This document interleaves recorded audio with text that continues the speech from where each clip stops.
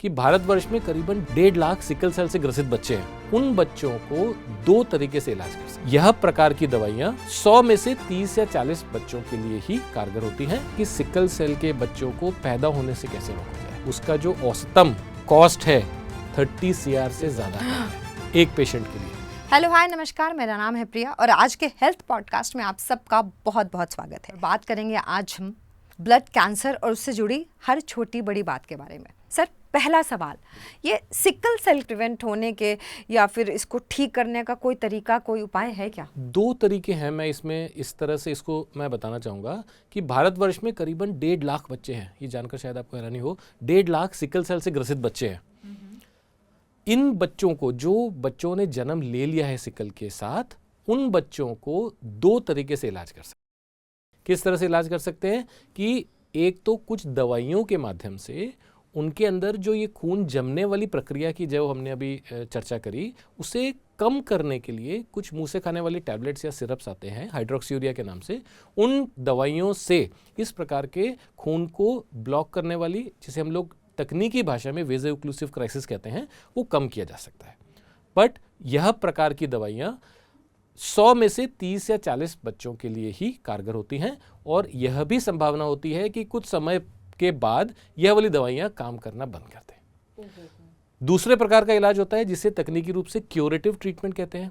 वो इस दुनिया में एक ही इलाज है, बोन मैरो ट्रांसप्लांट। जी, बोन मैरो ट्रांसप्लांट का मतलब क्या होता है कि यदि बच्चे को सिकल सेल अनीमिया है, उसके परिवार में या तो उसके भाई बहन से या उसके माता पिता से उनके हेल्दी स्टेम सेल्स लेकर के बच्चे को दिए जाए जिसे सिकल सेल है, और वह normal stem cells, healthy stem cells के जरिए बच्चे का सिकल सेल परमानेंटली ठीक किया जा सकता है और वो अपनी सारी समस्याओं से आजाद हो सकता है, छुटकारा पा सकता है, एक नॉर्मल लाइफ जी सकता है।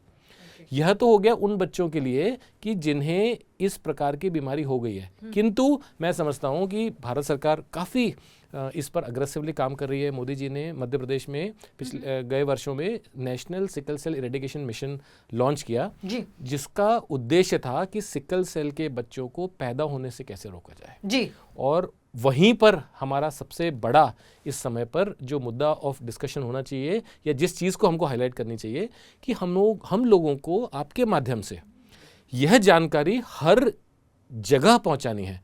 जिस प्रकार से थैलेसीमिया एक आनुवंशिक बीमारी है, उसी प्रकार से sickle cell anaemia world over सबसे कॉमन आनुवंशिक बीमारी है। शायद जानकर के आपको हैरानी हो, विश्व भर में यदि हम बात करें तो 3 कंट्रीज ऐसी हैं जहां पर विश्व के 90% सिकल सेल से ग्रसित मरीज रहते हैं। इंडिया जरूर होगा उसमें। नाइजीरिया, कॉन्गो और इंडिया। इन 3 कंट्रीज में सिकल सेल, जो विश्व की सबसे ज्यादा कॉमन आनुवंशिक बीमारी है, इन्हीं 3 कंट्रीज में मिलाकर के 90% बच्चे इन 3 कंट्रीज में रहते हैं। तो ये हम समझ सकते हैं कि कितनी बड़ी समस्या है भारतवर्ष के अंदर ये। और यह समस्या, मैं ये नहीं बोलूँगा कि पूरे भारतवर्ष में एक समान, सब जगह पर एक समान है। कुछ पॉकेट्स हैं जहाँ पर यह बीमारी ज़्यादा होती है, कुछ पॉकेट्स में कम होती है। स्पेशली इस बीमारी को ट्राइबल डिजीज कहा गया है क्योंकि ट्राइबल पॉकेट्स जहाँ जहाँ पर हैं पूरे भारतवर्ष में, उन्हीं जगहों पर इस प्रकार की बीमारी का प्रचलन ज़्यादा है।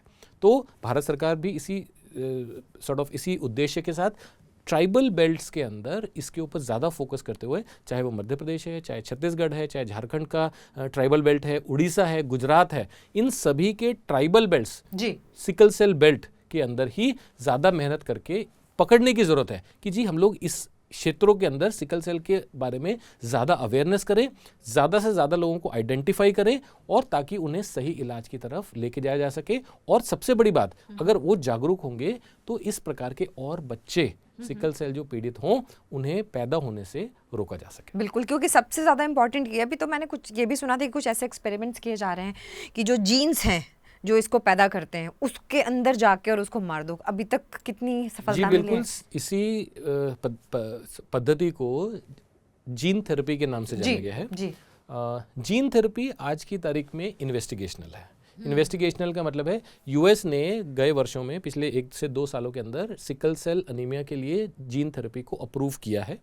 किंतु आपको शायद जानकर के हैरानी होगी, उसका जो औसतम कॉस्ट है वो करीबन 30 CR से ज़्यादा है एक पेशेंट के लिए। भारतवर्ष में मैं नहीं समझता कि आज की तारीख में वो संभव है, किसी भी दूर दूर तक संभव है। भारतवर्ष के अंदर भी इसको लेकर के कुछ रिसर्च ट्रायल्स अभी स्टार्ट किए जा रहे हैं कि जीन थेरेपी को सिकल सेल के लिए किस तरह से मैप किया जाए, किस तरह से इसको यूज़ में लाने की कोशिश की जाए, बट उसको क्लिनिकल प्रैक्टिस में आने में अभी समय है, अभी समय लगे। मैं ऐसा बोलना चाहूँगा कुछ सालों का नहीं बल्कि कुछ दशकों का समय है जब वो क्लिनिकल यूज़ के लिए अप्रूव हो पाएगा। ओके